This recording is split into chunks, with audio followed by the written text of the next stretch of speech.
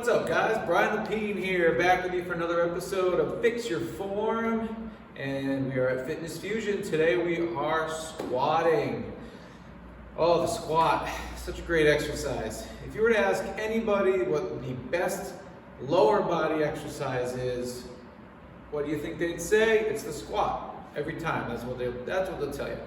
So today, I'm going to start with a goblet squat. And the reason behind that is because I believe that you should perfect the goblet squat before you go ahead and do the barbell squat or the back squat.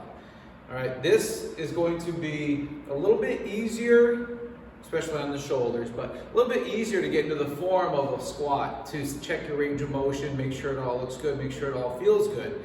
Once you master the goblet squat, then you can feel free to move on, and we'll cover the barbell squat in another day. So, the squat, quick visual overview. I'm going to hold a weight. It can be a dumbbell, it can be a kettlebell, whatever you want. I'm going to hold it up here, right in front of my chest. That's called the goblet style. All right? And then I'm going to get my feet about shoulder width apart. And I'm going to hinge at the hips and drive back up. I'll show you from the side, visual overview only, and then we'll get into some detail. Okay, so there's your squat. Looks simple, right? Somehow people mess it up all the time. I know, it's crazy. But the squat is going to be working, like we said, your lower body. You're going to be working your quads, your glutes, and your hamstrings mainly. Calves will get a little bit. Your core will get some work, believe it or not, and your arms if you're holding the weight in front of you, arms and shoulders. So mainly the lower, but you're also going to work some other things as well.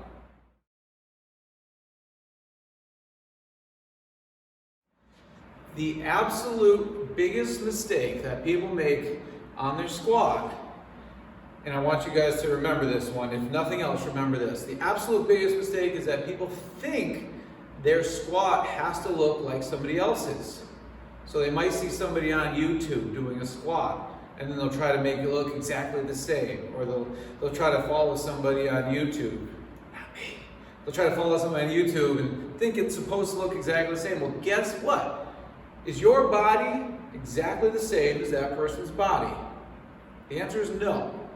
All right, we have a different body than most other people. We have different anatomy.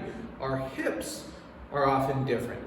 Our knees and ankles have different mobility and allow us to get into different positions, or maybe not get into different positions. So the first mistake, do not think that your squat has to look like somebody else's squat. All right, I can't stress that enough. That being said, a couple different things that you can do, right? Some people like a narrow squat, which would be with feet pretty narrow together, toes straight forward, and the knees would have to go over the toes, which they always want to do on your squat no matter what your stance. But this position, for me especially, I can't get that range of motion. So it's not my ideal squat. It's too narrow for me. On the other hand, some people get a better squat, better range of motion with a wider stance. Not quite sumo squat, which is really wide, but wider stance with the toes out, maybe about 30, 35 degrees. Again, the knees would have to track out. I can get an easier range of motion. My hips now allow me to get deeper, and it feels much smoother. All right? And then also, anywhere in between. So it's either narrow or wide, or any of those little angles in between, right? So figure out what works best for you, right? And whatever you can get furthest into is going to be your best squat position. All right? Don't make it look like somebody else's, make it look like yours.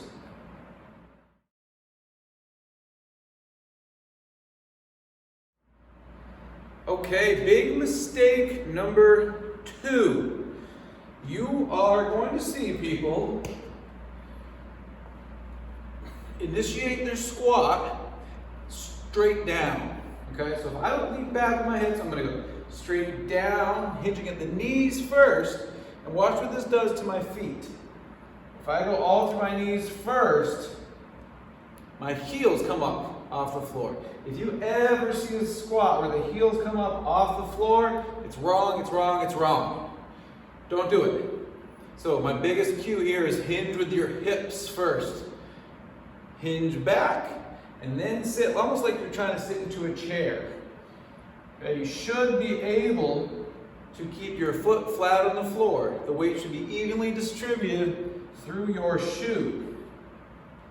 If your heels are rising up, no good. Start from the top again, slow it down, lower the weight, do whatever you gotta do to make sure that you're doing it correctly and making sure those heels can stay down.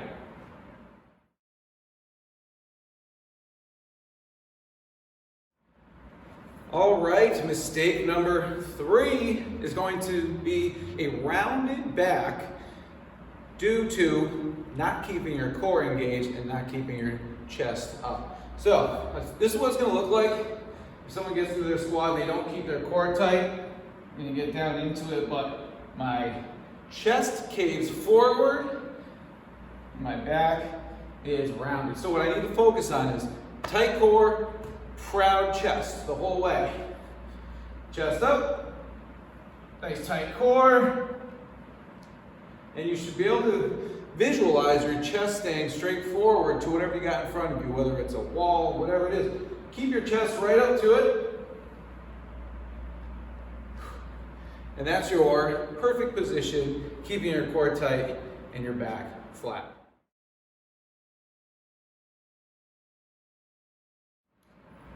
Mistake number 4 is too little or too much range of motion. And range of motion, it's in every single video, right? So on these, too little would be if you're not quite getting low enough. So if I just squat to here and back up, not really accomplishing what I want to on the exercise. Same is true if I go too far down. So watch what happens if I go too far. I'm going to squat, let me get the weight. Having a front loaded weight allows me to sit further into this. So I'm gonna go low, low, low, and whoa, I've gone too far with a couple knee cracks. But what happens at the bottom? This is almost like a rest position for a lot of people. What you'll also want to pay attention to is what's called the butt wink. It's when your tailbone rolls underneath at the bottom. So you want to be able to keep a nice flat, flat, flat, flat back. And then if you go too far, it's going to start to round right here, and it's going to curve under. You want to avoid getting to that point of the butt wink. So ideally, you're going about 90-degree parallel on the knee to the hip. So knee, hip, parallel to the floor, and that is the bottom of your squat.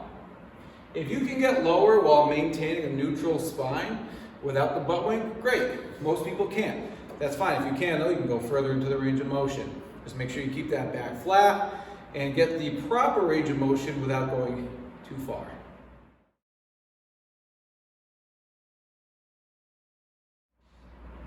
All right, and the last big mistake that people make on the squat is they don't have their knees track over their toes. So we kind of went over this a little bit already, but we're going to get more in depth now. So if my stance is a little wider than shoulder width and my toes are angled out about 15 degrees, my knees want to go directly in the same line that those toes are pointed. Same as if I were wider, toes at 45, then I really get my knees out in that same line, okay? If you can't maintain that line, then you need to change your stance. And one of the things you're gonna see is called the valgus collapse. We went over this in our lunge video. It's when the knees are caving inward, they're not staying in line. So if I go down, my feet are angled out a bit, means my knees should, but if I come down and my knees are caving in like so, that's really not a good sign. It happens to a lot of people though, it's fixable, thank God. That just means your inner thighs are stronger and your body's recruiting muscle from the inner, stronger portion of your leg to stand back up. So you need to visualize driving outward on those knees. Sometimes people will do banded squats. You can put a band, mini band above or below the knees. You can do a bunch of different corrective exercises. That's a video for another day, but just try to focus on making sure your knees are tracking over your toes. Do it in front of a mirror if you need to. It's going to help you out. Have somebody watch you from different angles, make sure everything looks good. Just try to avoid letting them cave in, which is the most common issue/error you'll see with those knees.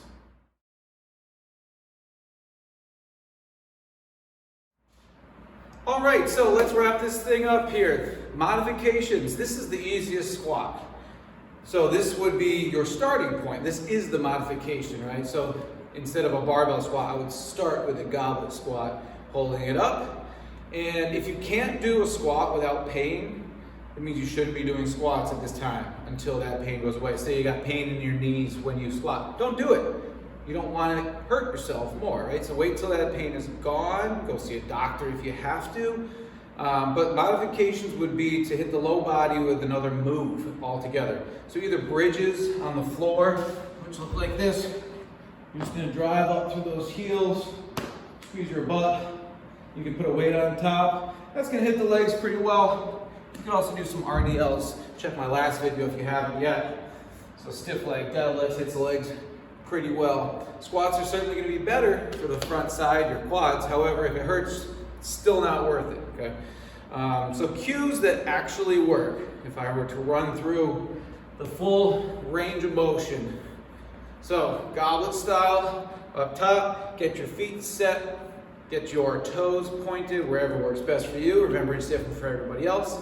You're going to sit back through the heels first and then drop until you're as low as you can go, maintaining proper form. So low back is flat, chest stays up, proud core stays tight, and then stand back tall to finish your squat. Once from the side, start with a hinge of the hips, sit back to the heels, keep the weight through your entire foot.